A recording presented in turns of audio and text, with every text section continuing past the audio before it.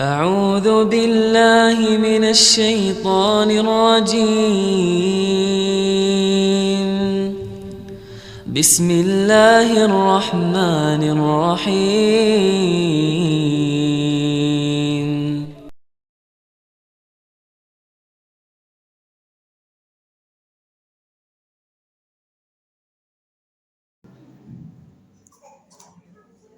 السلام عليكم ورحمة الله وبركاته.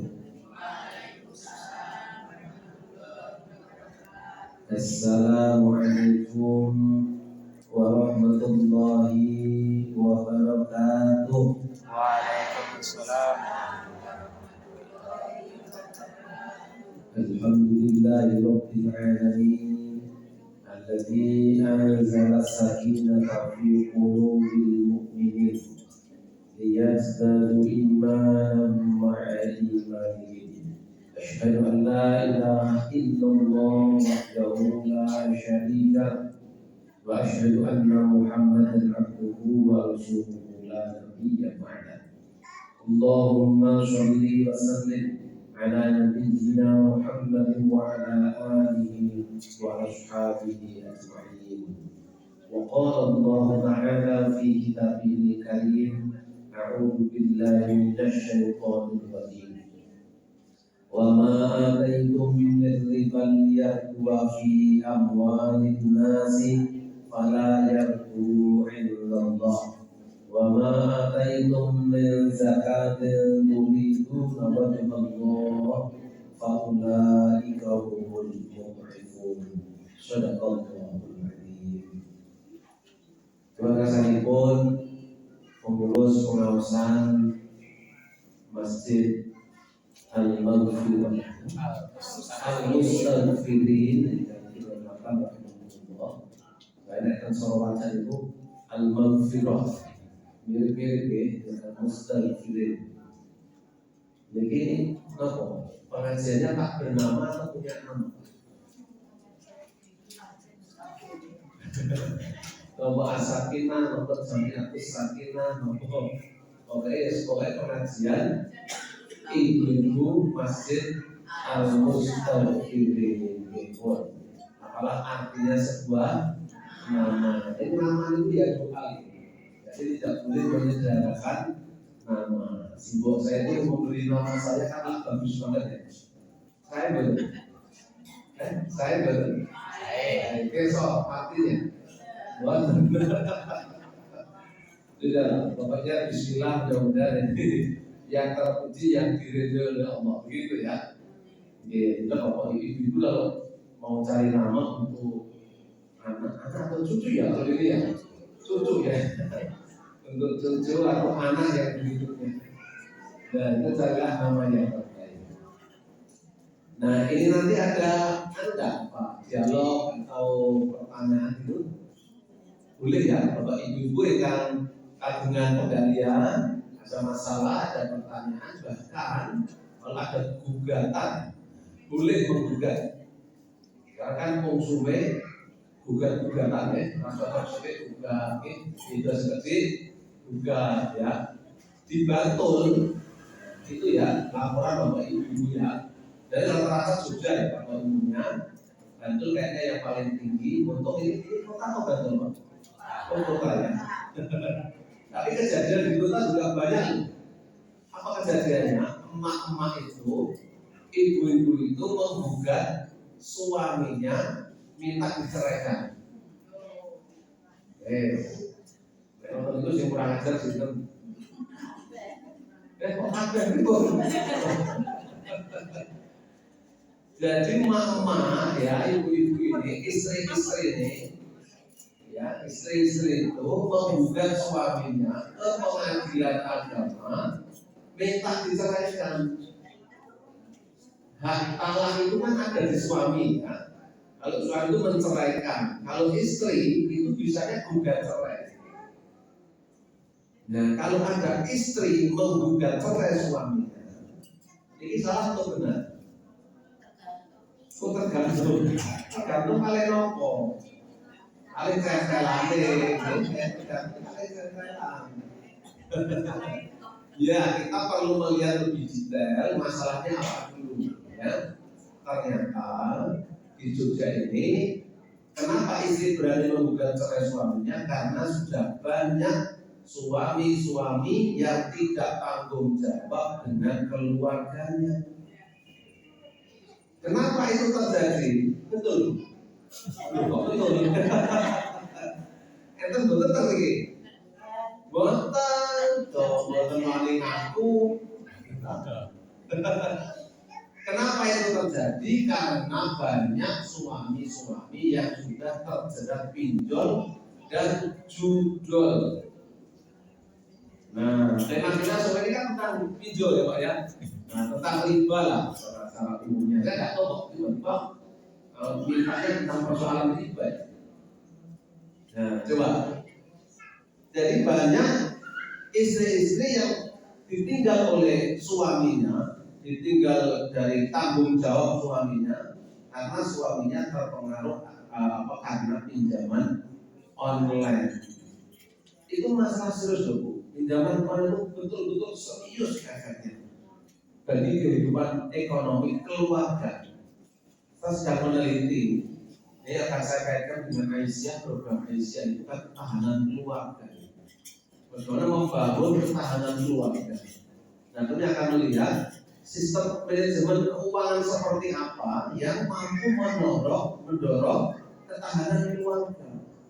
Karena faktor ekonomi ternyata menjadi penyebab paling dominan runtuhnya keluarga muslim. Jadi perceraian itu lebih banyak disebabkan karena faktor ekonomi. Besok yang itu, bila tentang Bangladesh, besok Bangladesh. Itu Bangladesh. Bangladesh itu Jawa Timur, bangsa Lamongan desa. Presidennya Bangladesh hari ini itu peraih Nobel perdamaian tahun 2010-2011, namanya Muhammad Yunus, didaulat oleh rakyatnya jadi presiden. Lo nggak mau jadi presiden? Coba karena ekonominya kacau di Bangladesh itu, akhirnya kan kemarin diumumkan ya tahun yang lalu atau 2 tahun yang lalu, dan meminta Muhammad Yunus untuk jadi presiden. Keberhasilan beliau itu membangun ketahanan keluarga melalui aspek ekonomi. Gitu. Caranya gimana? Dibikinlah dia membuat namanya Grameen Bank atau bank desa. Itu yang membiayai dan membina mendampingi kelompok ibu usaha di sana itu. Nah, Muhammad Yunus dapat hadiah Nobel itu apa ya? Karena tadi kalau Nobel ini, Nobel tidak beli senti, jadi jangan dipecer maksudnya. Nobel itu hadiah ilmuwan paling bergengsi di dunia, diberikan kepada ilmuwan yang karyanya luar biasa, bisa berdampak bagi kehidupan luas. Nah, Muhammad Yunus hadiah Nobelnya itu bukan Nobel ekonomi. Ini yang menarik, Nobelnya Nobel perdamaian. Mengalahkan Pak SBY JK. SBY berhasil mendamaikan Aceh ya, dulu GAM itu, kemudian Poso, konflik suku di Poso kemarin. Nah, itu Pak SBY JK berhasil, Aceh berhasil. Tapi ternyata masih kalah dengan Muhammad Yunus. Itu mampu mendamaikan keluarga. Dengan cara apa? Tadi beri pembiayaan, beri kredit, sehingga ekonominya tumbuh dan ekonominya mapan, keluarga itu tidak konflik lagi.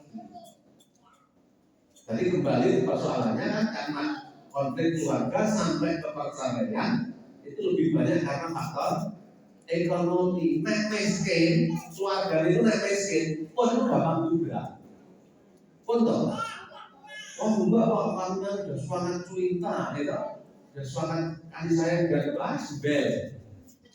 Rapat saya Pak, jadi miskin itu problemnya konfliknya akan semakin besar. Karena Muhammad itu masuk di sektor ekonomi itu menjadi penting ketahanan keluarga dari aspek ekonomi. Ya tentu banyak aspek lain ya, hanya ekonomi ya, agama oke lah ya, itu ya, dan aspek sosial. Nah, Rasulullah, jadi yang kita bicara aspek ekonomi untuk ketahanan keluarga. Spesial riba nanti prakteknya di pinjaman online ya. Online terutama yang ilegal itu praktek ribawi yang kalau tradisional namanya rentenir. Esok ya rentenir. Apa nama lainnya apa ya? Nama? Bank retail, ya? Rentenir, pinjol, ada di kita. Enten betul? Betul enten mau pinjol kita. Boleh dan lapangan ke pasar. Tapi ini dari survei loh, ini dari survei tentang usaha mikro di Yogyakarta. Tema surveinya itu pinjaman berbunga dan berdenda tinggi. Tidak menyebut pinjol rentenir, karena modelnya itu banyak, ya, macam-macamnya banyak. Nah yang wajib kan rentenir sekitar pinjol tadi. Jadi survei tentang pinjaman berbunga dan berdenda tinggi. Nasional surveinya. Respondennya yang diwawancarai itu usaha-usaha mikro dan usaha kecil. Nah, termasuk di Yogyakarta, termasuk di kota gede, termasuk di Minong, ya. Di Minong. Ibu-ibu masih di survei betul ya. Buatan sekali, survei sinter. Iya, kota gede itu jadikan survei. Nah, lebih dari 83% responden orang yang ditanya itu mengatakan menjawab pernah dan sedang berhubungan dengan pinjaman berbunga dan berdenda tinggi. Jadi kan bisa kita simpulkan hampir semua responden itu mengatakan pernah dan sedang. Nah, pernah itu berarti campur ya, ini leren, betul. Leren teman apa kelompok betul ngerti. Nah, sedang itu tasnya beli pinjaman di rentenir lah namanya mantul. 83% responden menyatakan pernah dan sedang berhubungan dengan rentenir. Masya Allah ini Pak. Ya, kembali ke soal pinjol. Aneh. Selama bulan Ramadan kemarin, pinjaman online di Indonesia itu 1 bulan loh, itu lebih dari 100 triliun. Putaran duitnya pinjol itu lebih dari 100 triliun. Menariknya lagi, ibu-ibu yang besar, semakin mendekati Lebaran, itu pinjamannya semakin tinggi. Coba, aneh ya, semakin mendekati Lebaran, itu kebutuhan kreditnya itu semakin tinggi. Loh, pertanyaannya kok bisa? Nopo hubungannya duit kali Lebaran? Nopo? Dan apa hubungannya uang dengan Idul Fitri?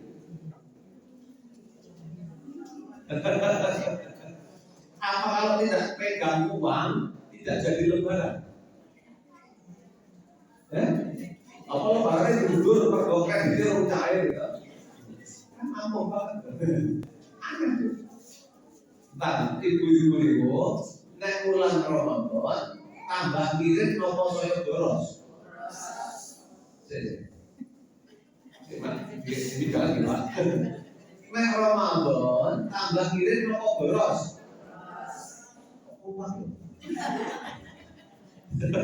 Kenapa coba?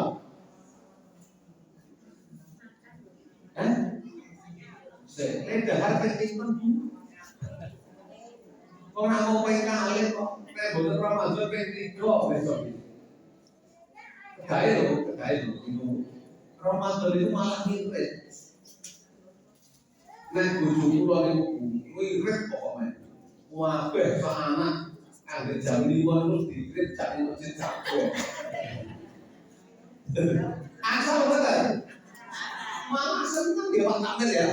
Remen foto. Mau catat itu jadwalnya bule konser sampai soto bakso terkundi mawon enggak. Nah, kapan jam bakal kok mobil itu dua anak utuh. Nah, jadi kayak golek bukan gratis lah. Enggak apa-apa, silakan teknologi betul sekali tidak terjadi AD. Belum, selamat kata. Kampus 4 AD Sabara terminalnya Bapak milik pulau kan itu sabar Ramadan lebih nyepai minggu pertama 3.000 kok masih untuk mahasiswa dan siapapun yang ikut kajian. Nanti semakin mendekati lebaran tinggal 1.000 biasanya. Di minggu terakhir tinggal 1.000. Tapi 1.000 loh Pak, 1.000. Sekarang ini tinggal. Karena kayak 50%. Ini paling satu saya pernah kali gue jamaah.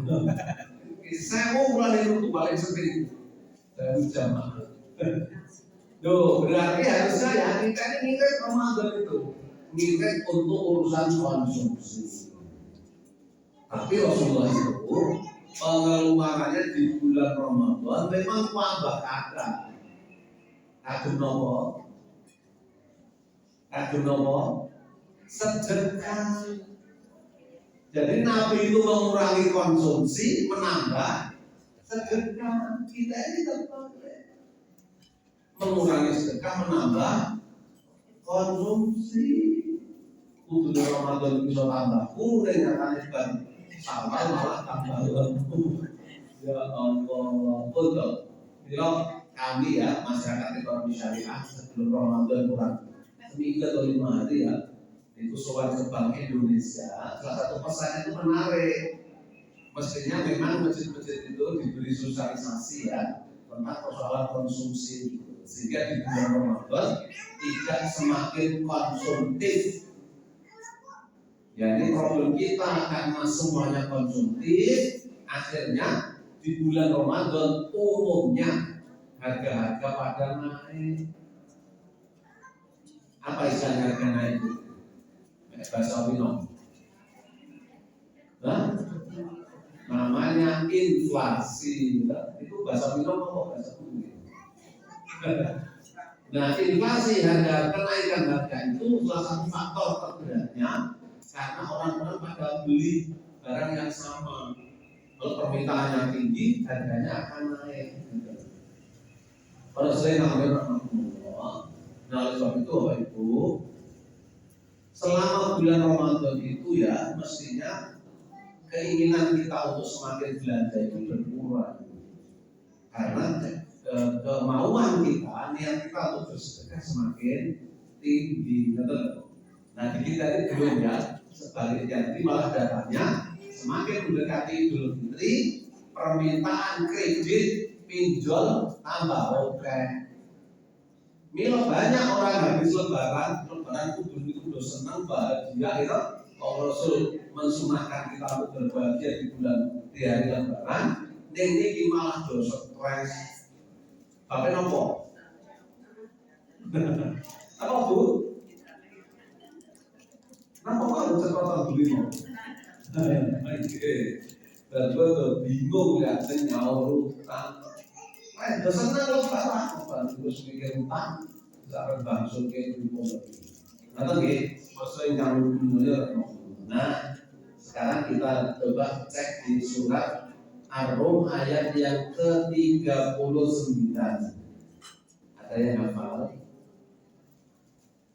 Gak usah pegang handphone, kita menghafal bersama-sama saja. Oke? Ayat dulu ibu-ibu Mbak Suri ya, ibu mendengarkan. A'udzu billahi minasyaitonir rajim.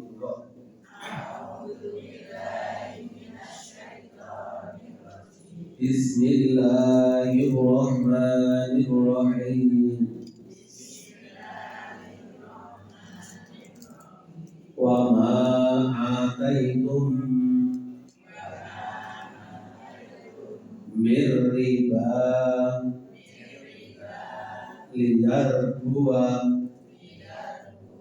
fi amwalin nasi fala yarbu indallah wa ma ataitum min zakatin turiduna wajah Allah faulaika humul mud'ifun. Sadaqallahul Azim. Yo dibagi sendal kali yo. Yo kita ya Allah. Paling dulu itu Sadaqallahul Azim. Ya, Bapak Ibu yang dirahmati Allah, ini ayat yang turun pertama terkait dengan hukum riba. Nah, ada 6 ayat Bapak Ibu dalam Al-Quran tentang urusan riba ya. Luar biasa sebenarnya sampai 6 kali diulang-ulang oleh Allah. Yang spesial tentang urusan pelarangan riba itu 4 ayat. 4 ayat dalam 4 surat. Nah, katanya kajian riba itu paling nggak 4 kali ya. 4 kali berturut-turut ya, itu pun ya semoga pemahamannya lebih utuh ya.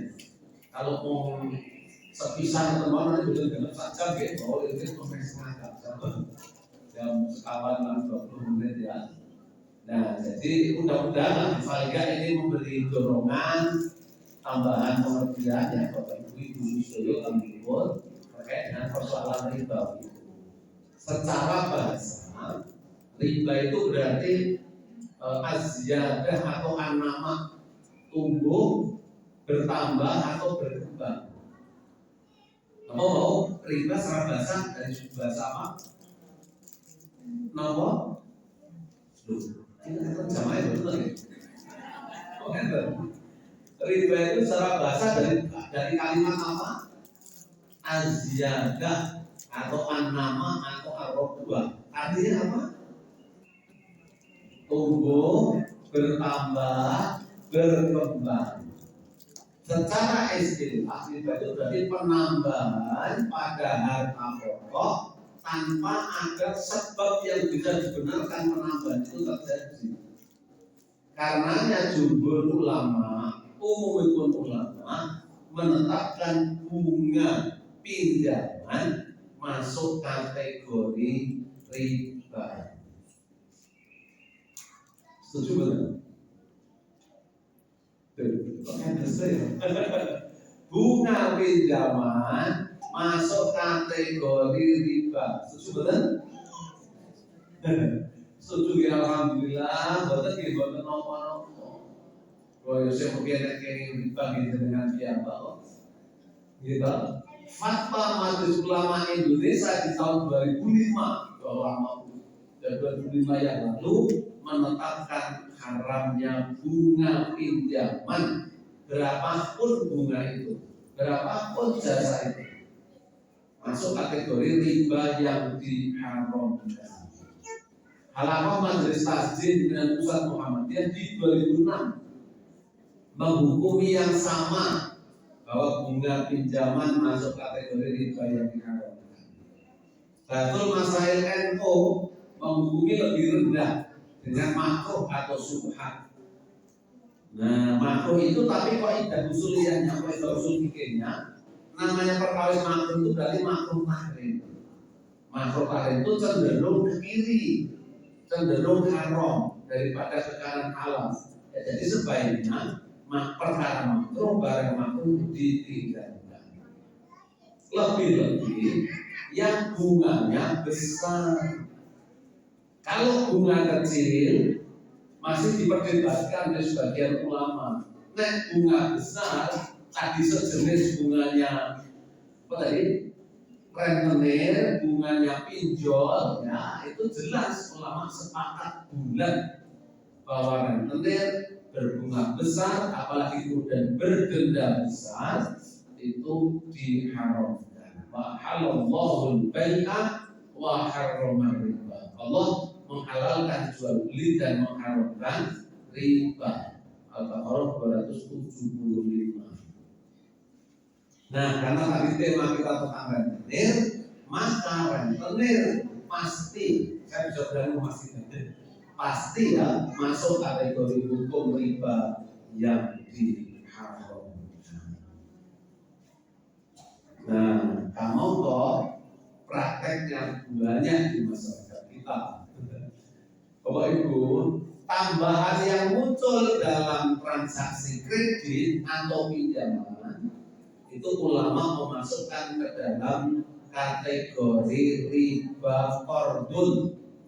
utawi riba qard.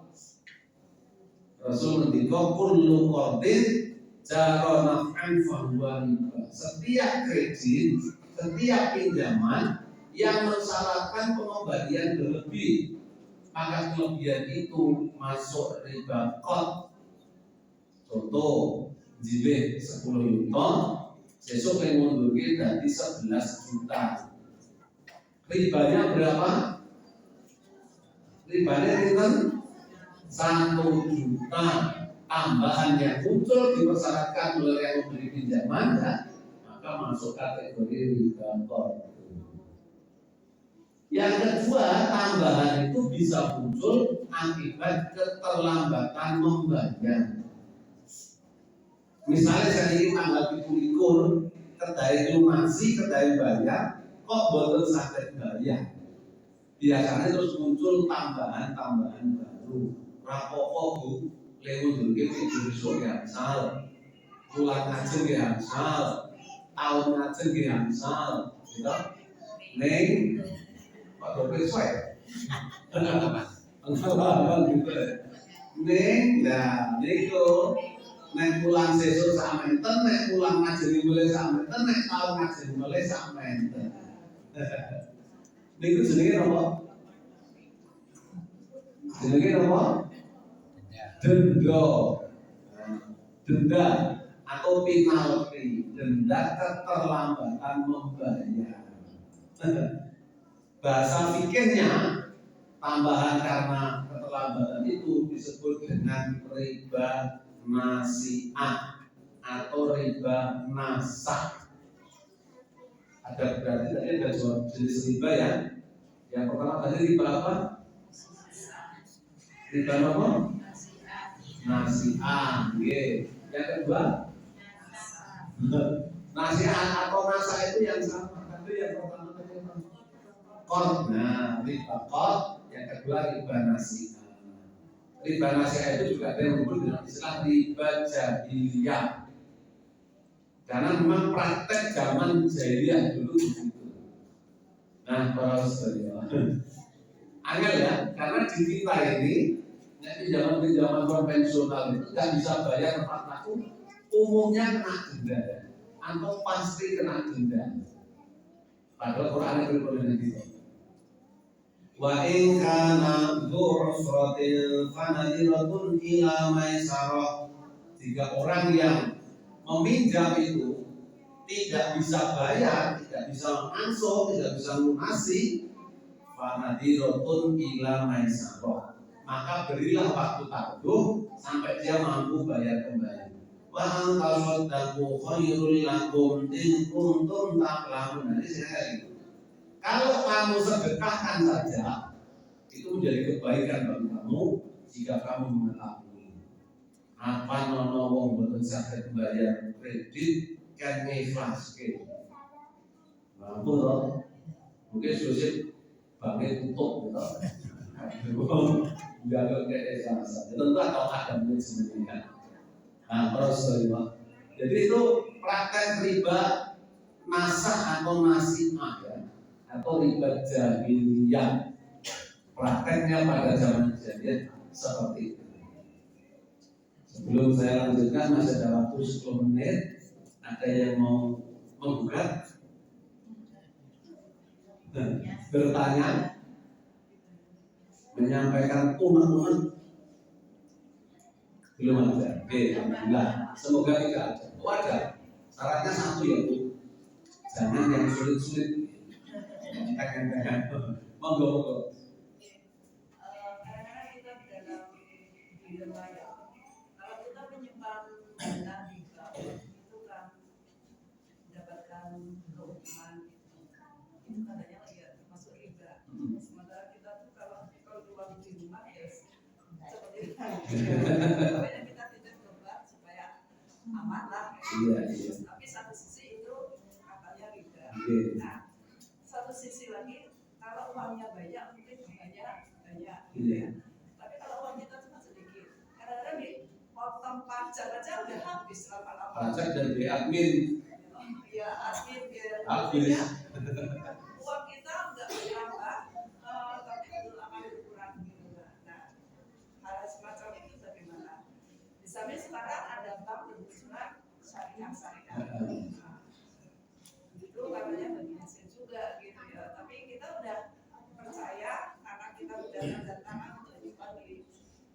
yang syariah gitu. Nah, bagaimana hal semacam ini supaya kita juga tetap tenang gitu. Baik, ibu yang di belakang mendengar? Terima benar? Enggak ya. Jadi ibu sudah asmanya? Bu Ani ya. Bu Ani bertanya, kalau kita menyimpan uang di bank konvensional, kemudian dapat jasa atau dapat bunga, itu bagaimana perlakuannya? Rasulullah ibu yang bernama Allah, memang Rasul itu juga menganjurkan kepada kita untuk berhemat, ya. Pengeluaran-pengeluaran yang tidak penting, terutama yang konsumtif, ya, itu sebaiknya bisa ditunda atau kalau tidak perlu tidak usah, sehingga kita akhirnya diperlukan untuk dana-dana cadangan dengan cara apa? Disimpan. Betul bu, duit itu nggak dicekel, piro-piro baik, empat. Nah ini juga masalah sebenarnya, pembayar dengan QRIS ya, dengan kris itu memudahkan transaksi semuanya. Nah sehingga kita lihat pengen tindak sekian aja bayar enak gitu. Nah hati-hati betul, duitnya habis, gajinya habis. Nah betul tadi yang sudah memberi solusi ya. Sekarang sudah banyak bank syariah. Sehingga kalau kita misalnya terima gaji lewat bank konvensional, setelah masuk segera saja dipindah di bank syariah. Supaya apa? Kalau kita dapat bagian hasil, insya Allah lebih halal. Di bank syariah ada bagian hasilnya, berbeda hitungannya dengan bunga di bank konvensional. Nah ulama sepakat katanya di Indonesia di seluruh dunia bagi hasil itu halal hukumnya. Nah bank syariah salah satu skemanya menggunakan sistem bagi hasil. Sehingga kalau kita menyimpan di bank syariah, di lembaga keuangan syariah, di BNT, insya Allah lebih terjamin kehalalannya. Karena di samping sistemnya sudah syariah, ada yang menjamin kesyariahannya, namanya Dewan Pengawas Syariah. Jadi di BNT di bank syariah itu wajib hukumnya ada Dewan Pengawas Syariah. Yang Dewan Pengawas Syariah itu disertifikasi oleh negara, bertanggung jawab penuh untuk memastikan prakteknya sesuai dengan syariah. Ngoten. Nah, kebetulan saya berkecimpung di dunia yang seperti itu. Di semalam ada yang undang saya di kopi apa ya daerah itu Tegal Biru itu. Orang apa itu? Nah, itu ada pengusaha, katanya pengusaha besar ya, ingin membangun bisnis syariah. Tidak diizinkan oleh pemerintah, kurang satu syarat apa? Dewan Pengawas Syariah. Nggak diizinkan Pak. Kita nggak sekedar tulis ini lembaga keuangan syariah, ini bisnis syariah, nggak bisa sekarang. Sistemnya nggak bunyi, sistemnya nggak bisa diurus untuk izin di negara kalau tidak ada Dewan Pengawas Syariah. Nah itu minta saya untuk menjadi Dewan Pengawas Syariah. Ya saya harus tahu dulu bisnisnya kayak apa. Tidak semudah itu ya menyerahkan sertifikat Dewan Pengawas Syariah. Setiap tahun kami diupgrade, ini baru pulang menurut saya tidak berhenti di Jakarta tentang annual meeting yang rapat tahunan selama 3 hari Dewan Pengawas Syariah Nasional di Jakarta. Jadi kalau ibu-ibu memindahkan uangnya dari bank konven ke bank syariah itu sudah langkah yang strategis ya. Insya Allah uang kita terhindar dari persoalan riba. Betul begitu dari. Insya Allah ya, insya Allah. Bismillah. Yang di belakang ada, ini juga tanya sebelumnya di belakang. Baik, lanjut sebentar ya. Rasulullah yang mendunia kembali ke ayat 3 tadi. Apa itu ya? An-Nur 39.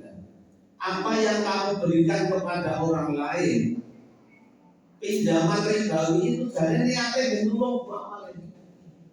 Dengan kalimat di sini ya, liar wa fi amwalin nas, supaya ada penambahan pada harta manusia. Tapi kata Allah malayar bindallah, yang demikian itu tidak menolong. Jadi kalau kita datang ke rentenir, datang ke pinjol misalnya ya, pengen cari kredit, cari pinjaman, itu niat rentenir itu jadi dia pengen nulung. Tapi itu tunggal juta, tidak milih rentenir nyili itu tunggal juta, ngerangkumi masalah betul. Rampung, jangka pendek rampung. Dengan butuh bayari sekolah besok-besok kita, lalu dari tidak ada rentenir, jadi sudah itu rampung butuh itu. Jangka pendek, yang tidak nono gitu, jangka menengah panjangnya buat ambil pokoknya. Tenang, kita kemauan rampung masalah itu harus ada itu pening pusing, mobil obat sakit kepala. Mari sakal lah, bu, kira. Nah, ini efek jangka panjangnya itu remuk itu. Maka kapan itu ya saya diminta ngaji di daerah Kidul itu, Polda, alias Polda Ratan, pinggir mana kritis ya, Bantul paling gitu. Temanya ini kata gini, pinjol dan judol dalam perspektif hukum Islam. Itu temanya angel pengajar besok angel gaya kalimatnya. Nah, itu karena kalian Pak Buku dan ini berkait nopo, temanya satu Pak Buku. Asbul 2 bulan sak dari pengawasan buku, konten warganya Pak Buku, sing gantung diri tersutrek, mergone kenging pinjol lan judol. Awalnya pinjol bu, awalnya pun pinjol, gandeng judolnya oke merasa banyak. Nah, rekannya terus main judi online. Harapannya dan untuk duit akeh jomblo lunasi pinjol. Wah, nyatanya pripun?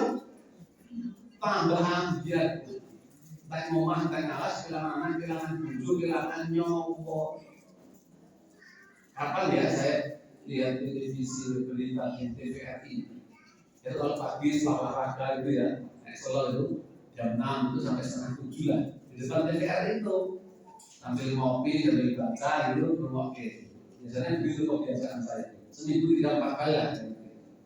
Nah itu ada berita menarik di daerah Indonesia Timur. Jadi ada pertemuan sama-sama jadi ASN, untuk kerja, sehingga kena pinjol. Ya toh, terus pinjam, kalau kontennya itu di mau, pengen kan jilid pinjol berikutnya, nasi pinjaman yang sebelumnya. Nah, saya putri ini ngerti. Pinjol ini masalah tidak baik dan efeknya luar biasa. Akhirnya apa sekalian? Saya itu dibunuh. Mungkin dibunuh harus yang pengolahan di bawah, terus HP-nya dihidupkan digunakan untuk cari pinjol, dapat 50 juta. Ganti bino atau orang bino nikah laki-laki ini dengan temannya yang dibunuh. Keren nggak?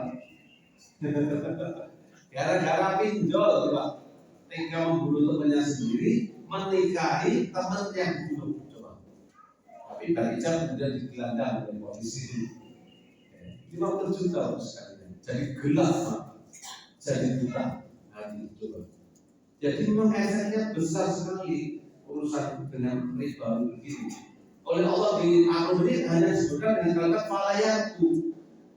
Padahal di Al-Imran 276 coba yamhaqullahu riba wa yurbis shadaqat wallahu la yuhibbu kulla kaffarin athim. Allah musnahkan riba dan tumbuh suburkan sedekah. Jadi efek riba itu di dunia dirasakan. Ya seperti itu Allah musnahkan riba. Silakan dicek tafsirnya di Al-Baqarah 276. Kalau mau baca dari 275, 276, kemudian 278 sampai 280. Itu cerita tentang riba yang berantakannya hebat. Allah menunjukkan persoalan riba ini. Sejak zaman jahiliyah kejadian itu sudah ada. Hari ini muncul kembali dengan cara yang jauh lebih canggih untuk menjebak korban-korbannya. Ini korbannya pun kata kemudian, tapi bukan sakit dados pelajaran kagem yang sanes. Mila tambah korban mengundi-undi. Saya kata masyarakat kita itu kayak pinjol, itu berarti dampaknya ke kemiskinan akan semakin parah. Karena umumnya yang kena pinjol itu orang miskin secara ekonomi. Tapi zaman 10 juta, 5 juta, 20 juta ya, tingginya 50 juta, yaitu biasanya yang mencari pinjaman orang-orang yang menengah ke bawah secara ekonomi. Karena uang sugih betul sama itu ya, dan tidak dipinjol di bank-bank langsung saja, banknya sudah senang gitu. Orang miskin karena nggak punya akses ke bank langsung, yang paling praktis, paling pragmatis melalui setan GPN, jebit, senjata handphone, namanya pinjol. Alhamdulillah, amin. Pas dan tetapi kiranya pun bukan pangapunten mugia dan manfaat pun nasrul minallahi wa fathun qarib wa basyiril mu'minin. Assalamualaikum warahmatullahi wabarakatuh. Terima kasih kepada Ibu Subhanahu sudah menyampaikan masukan juga. Kepada ibu-ibu barangkali yang ditanyakan, semoga kita berikan kesempatan untuk bertanya atau mungkin mau menyampaikan apa yang mau curhat.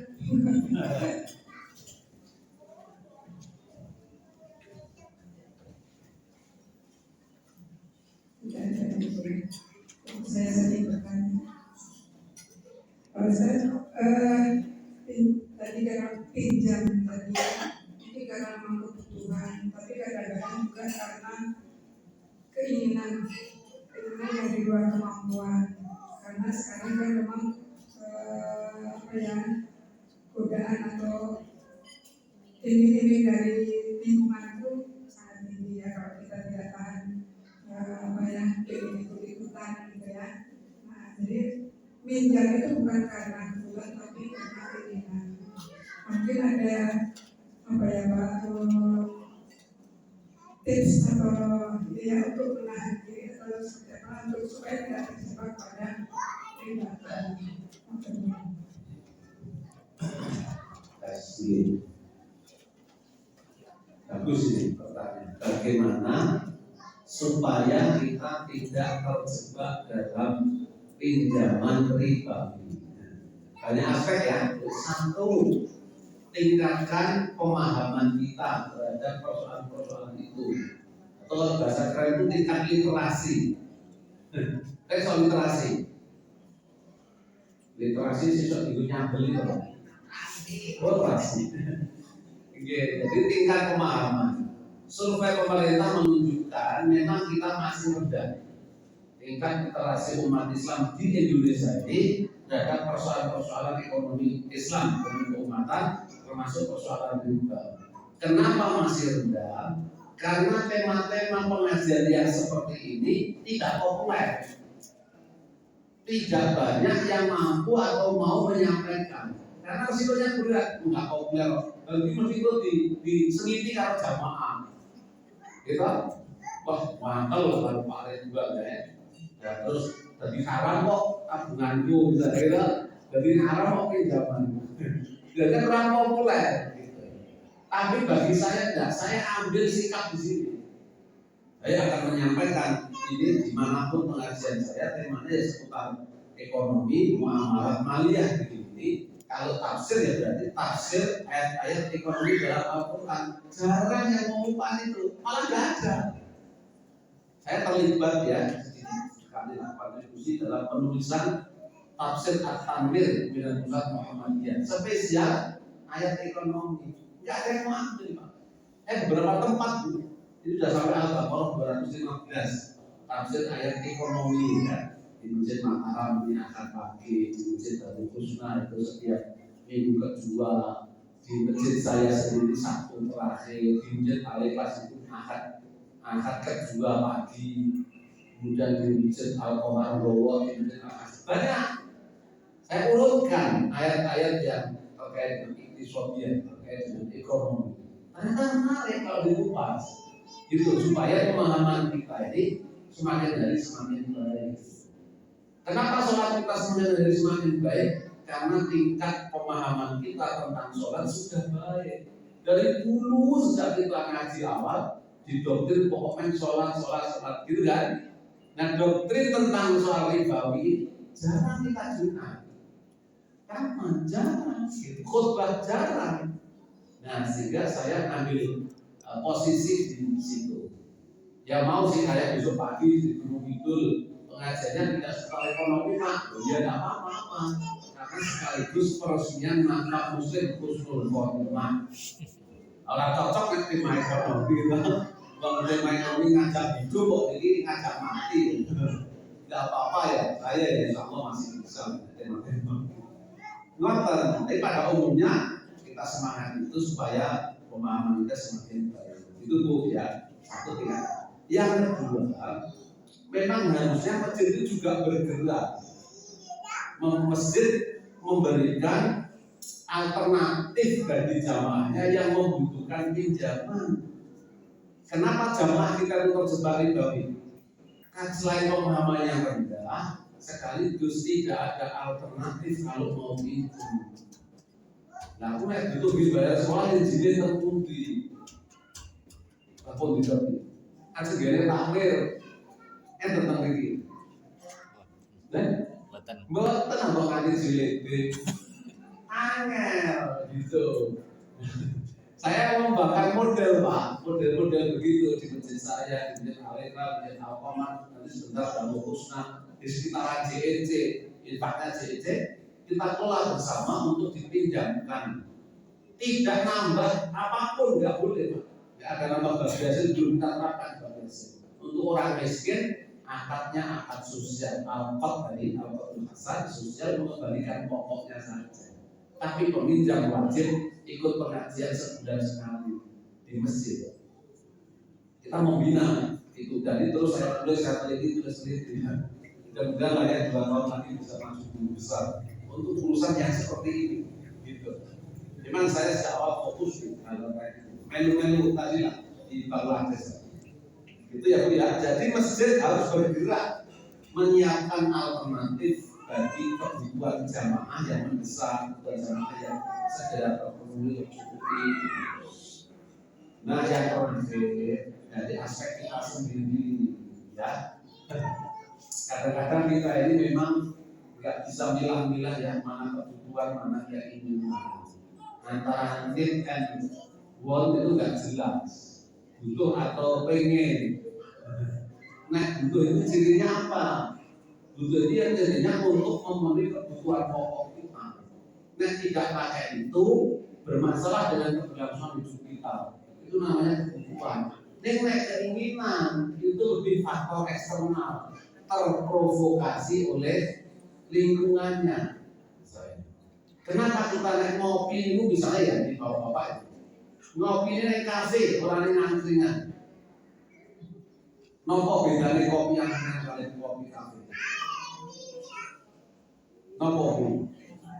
Kafe 20.000, 20.000, 30.000, tengah-tengah 30.000. Gitu. Rasanya enak putih. Sami, nah betul Bunda Sami. Nah kalau Sami, kenapa kita ke kafe? Karena gengsi. Nah, kita ke resto, kita medsos, kita